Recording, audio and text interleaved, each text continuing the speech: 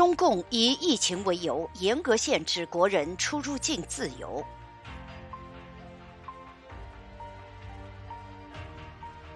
中共政权贪腐成风，安徽省纪委2分钟处理6天官，创下新纪录。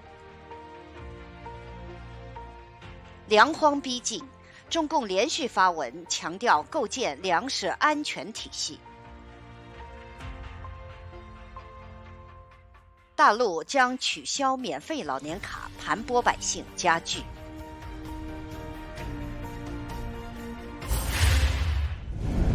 紧急情况啊！改堰沟东区全部封闭了。疫情持续蔓延，中共继续大规模甩锅冷链食品。都别来了啊！又不让出还不让进啊！都有啥情况？全部封路。疾控中心的来了一辆中巴车，来配合做核酸检测。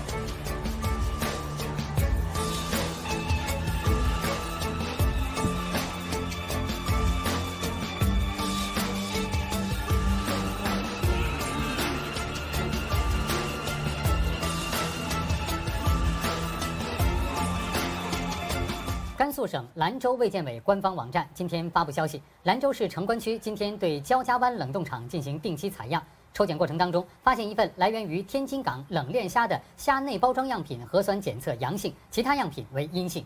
目前，该冷冻厂已被管控并暂时关闭，并对该厂所有人员进行全员核酸采样，对所有涉及的食品进行封存，对所有接触人员进行摸排，查找已销售的食品去向，并发出协查通知函。目前溯源流向情况已基本掌握。此外，对已销售商品接触人员进行管控措施，并进行核酸检测，对焦家湾冷冻市场进行全面消杀。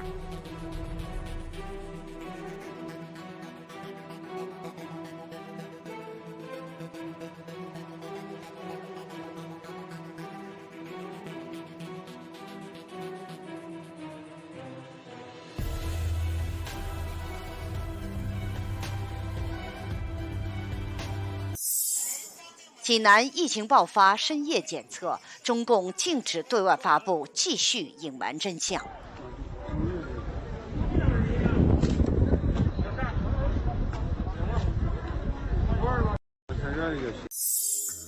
经济严重下滑，新城成鬼城。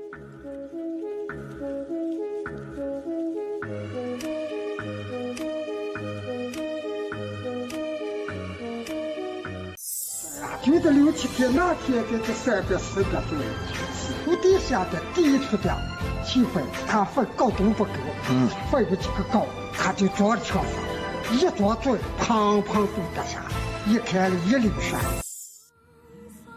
中共打造红色旅游，愚弄百姓。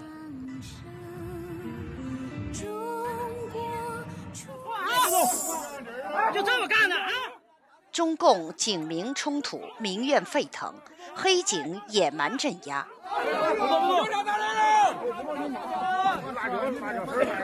80多岁了，你们他妈王八蛋！操你妈呀！操你们！够了你们！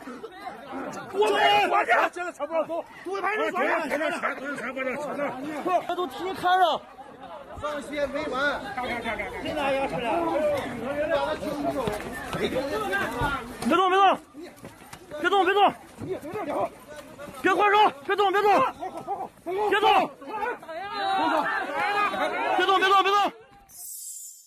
为驱赶越南渔民，中共海警向越南渔船淡水中投放洗衣粉，手段恶劣。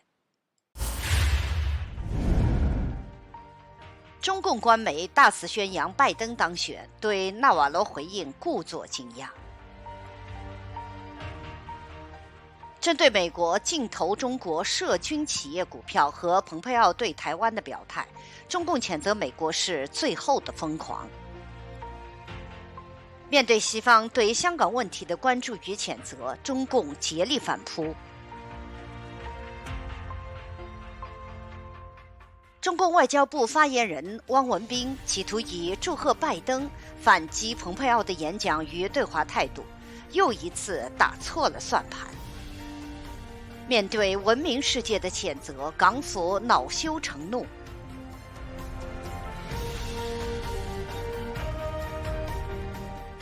香港彻底沦陷，这些游行遭禁。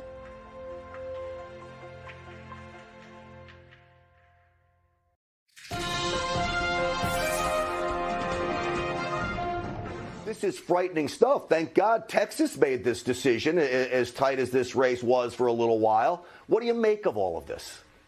Well, we tested this, I think, 3 different times from 2012 until more recently, and each time we found system failures, hardware and software, and we discovered that these systems were subject to different types of unauthorized manipulation and potential fraud. So in layman's terms, General, that means they could be hacked. Votes could be switched, deleted. That's what the president's claiming happened in other states. What do you make of the president's claim through your investigation in Texas and the Secretary of State's investigation? Is that even possible, in your opinion? We absolutely think that's possible. There is a reason that Texas rejected these. We didn't do it arbitrarily. We did it because we knew that these were unreliable systems. We didn't want to trust them. We didn't want to be in the same situation that some of these other states are in now, where we're questioning the results. So we clearly believe that this was a fraud. Give us a sense, if you will, of just why Zuckerberg was involved and what has been the result. Sure. So he funded, by the tune of $350 million, a group called the Center for Tech and Civic Life. And that group started recruiting municipalities and counties around the country starting in May of this past year to offer them large amounts of money to help carry out a general election that was going to obviously be in the shadows of the COVID pandemic. What's interesting about it, the early documents I have seen through FOIAs and lawsuits and other things that have emerged indicate that they started by focusing on Democratic stronghold cities. For instance, they approached the Racine, Wisconsin mayor, that's a Democratic city inside a Republican county, and then asked them to work with Milwaukee, Madison, Green Bay, 3 very Democratic cities, to see if they also would like to take money from Mark Zuckerberg's group. And this money goes to pay poll workers. It goes to create ballot drop boxes.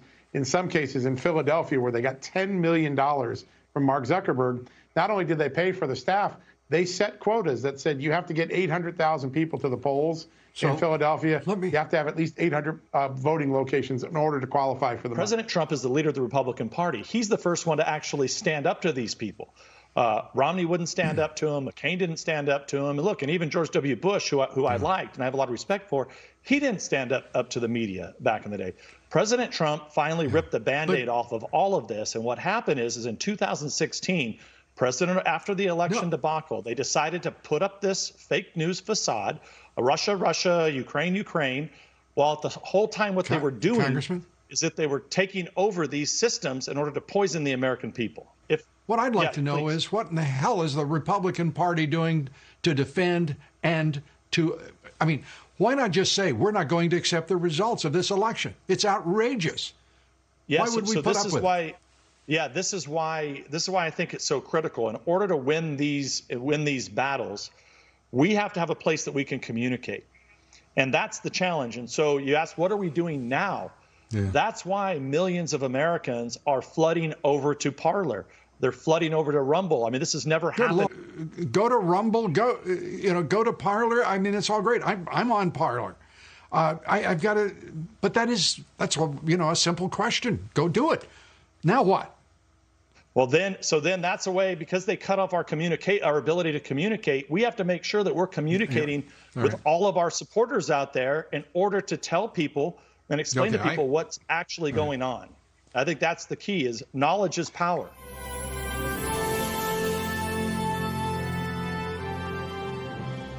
That this is simply the end game for the Democrats, the deep state, and the national left-wing media and their corporate owners in their more than 4-year effort to subvert this president, to overthrow his presidency.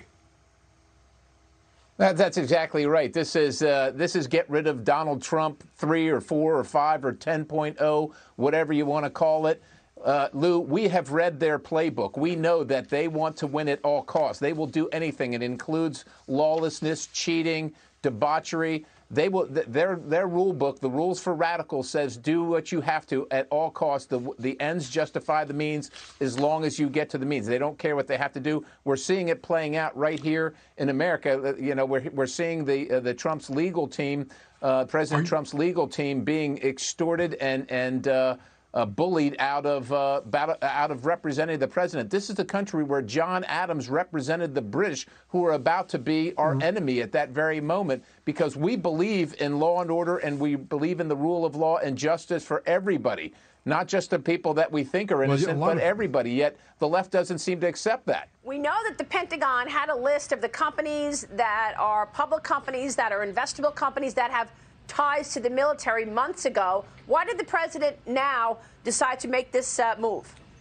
The underlying principle is that American capital should not be used to finance Chinese militarization, particularly weapons that are going to be used to kill Americans. That's the top line. Now, we have 31 companies in there, but there's also over 100 subsidiaries. They're traded on the Chinese exchanges as well as our own exchanges.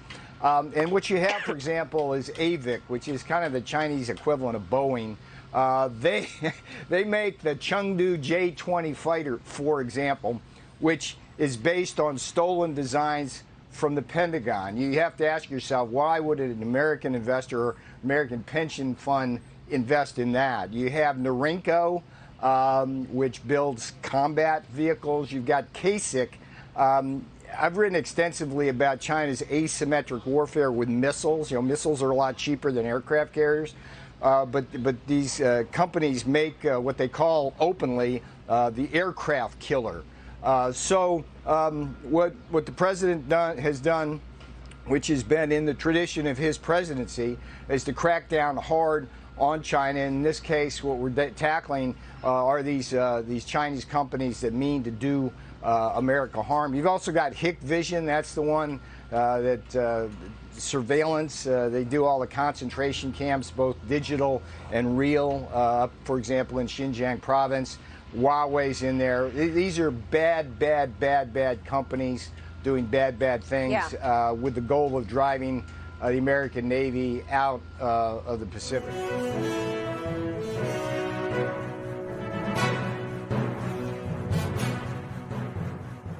Couple of things. Jack Maxey, Lynn Wood, who won the great. If the folks out there don't know him, he won the great victory for the Covington students against the Washington Post. He's one of the best lawyers we have in the conservative movement. He is He's representing the president. He's one of Rudy and Sidney Pound, these guys that have ridden to the sound of the guns. He's in Georgia working. He's been tweeting out all day about the Chinese Communist Party and their links. Now, you've mentioned a Bloomberg article and Bloomberg's one of the best news sites out there for financial news. This is from 2019? No, this is from 2020, January. This is the great thing about our audience, and thank you so much. We do follow #WarRoomPandemic, and one of our audience members alerted me to this article. Now, it's titled Chinese Technology in Voting Machines Seen as Emerging Threat, Bloomberg, January 9th, 2020. And they took it before the House Administration Committee, chaired by Zoe Lofgren, Democrat from California, and all of the major voting machine vendors, Hart Intercervic, Dominion Voting Systems, and Election Systems and Software, told the House that they can't avoid having Chinese technology in all of their systems. This means chips, etc. And so we've talked a lot about, over the last year or so, and Steve and I have been talking about a decade, the supply chain risk that we have, and the very idea that critical components inside of our voting machines are coming from communist China, and no one's talking about it. No one. One of the reasons we're here is to connect these dots. One of the good things about Real America's Voice you're going to see over the next couple of days in the War Room and kind of the partnership we've got. Pennsylvania, Georgia, and we've got John Fredericks down in Georgia. Fog City Midge is down in Georgia. We've got the troops deployed down there. We've got all kind of contacts with Lynn Wood and the team and Jenny Beth Martin. Steve Gruber he's forgotten more about Michigan politics than people know, and he's dialed in everywhere. Michigan's about to be ginormous starting tomorrow with this court ruling. Greg Manns and Alexander Priet are the beating heart inside of politics in Pennsylvania. So we got the inside baseball. Howie Carr, the great Howie Carr, he's got Lynn Wood on. And, of course, the engine room. You see, when we see Manns and Maxey, you're just seeing the pretty faces of the war room. We got a whole engine room. The engine room contains, and the engine room's obsessed about a few topics.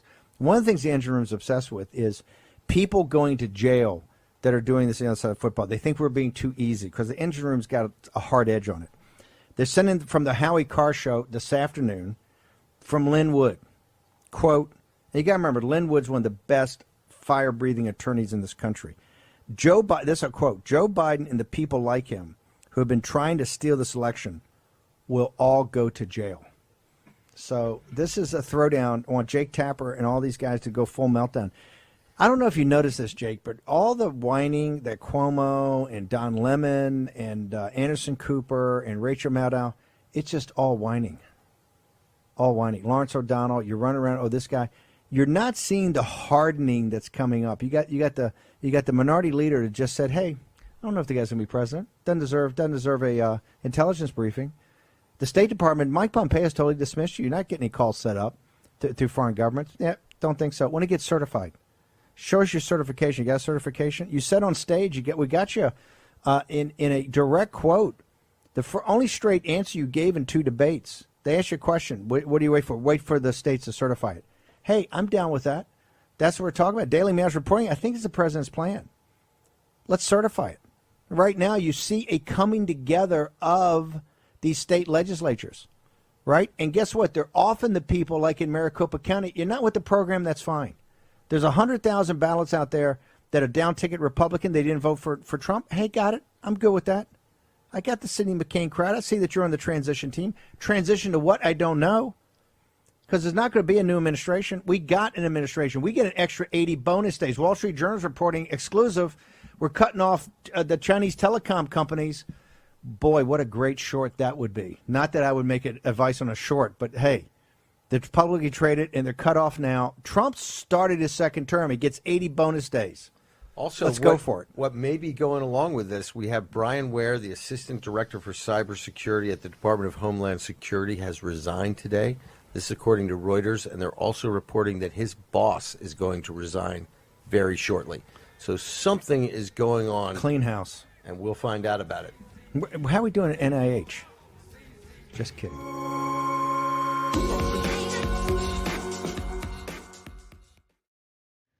共产党送给新中国联邦最好的2个礼物啊，我们的大个子严啊，严博士，英雄科学家，没有共产党的冠状病毒啊，共产党的 CCP 病毒，世界不知道共产党多邪恶。看到我们的哥们儿 Landwood 说了吗？很简单，中共操纵美国选举通过软件，第一大罪恶，对吧？第二个，给美国人民送来了冠状病毒啊，杀死美国人，啊，这是看到了吧？第三个啊，长期影响盗窃啊美国技术还有美国的工作啊。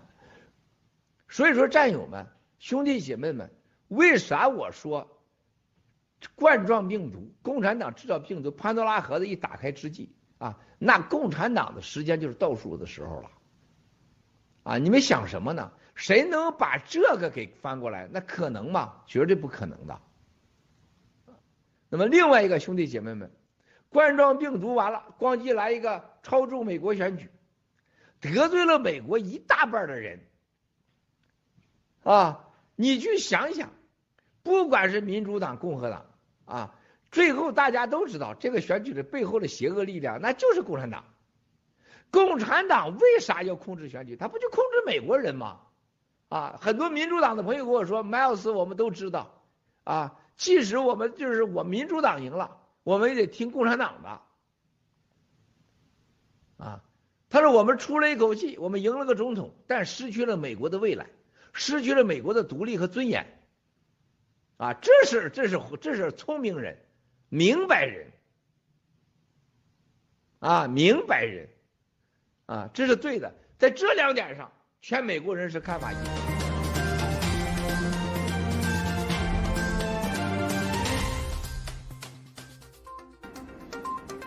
美国每日新增感染病例创新纪录，感染人数突破了1100万，死亡人数达25万。韩国已确认新增感染205例，这是自9月初以来首次日超过200例。新加坡报告了2例新增感染，均为输入病例。在第2次封锁2周后，法国医院的感染住院人数呈现下降趋势。美国各州急于购买超冷冰箱，以准备储存疫苗。美国疾病预防控制中心说，美国黑人和拉丁美洲人的住院率是白人的4倍左右。病毒疫苗的希望使美国小盘股创下新高。新加坡航空通过发行可转换债券筹集了8.5亿新元。